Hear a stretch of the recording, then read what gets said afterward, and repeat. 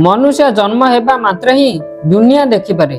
गाई छेली मेढा हरिण हाथी परी प्राणी माने जन्म हेबा मात्र ही दुनिया देखिपारନ୍ତି, किंतु बाघ सिंह कुकुर बिलुआ परी प्राणी माने जन्म हेबा पर दुनिया देखिपारि नथांती। जन्म समय सेमान आखि बंद थाए, जेपरि कुकुर जन्म हेबार 10 रु 14 दिन मध्य आखि खुली थाए। बाघ सिंह प्रभृति जन्म हेबार 3 रु 11 दिन पर आखि खुली थाए। यहीपरि जन्म समय आखि खुला थिबा शावक और जन्म समय आखि बंद थिबा शावक मध्य शाकाहारी और मांसाहारी प्रभेद देखा जाए।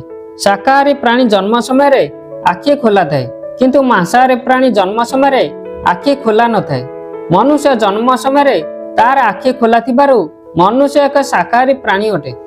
वीडियोटी आपको केमिति लागला कमेंट बॉक्स रे निजर मतामत रखंतु एवं चैनल को यदि ए पर्यंत सब्सक्राइब करना तेबे बर्तमान ही सब्सक्राइब कर दियंतु।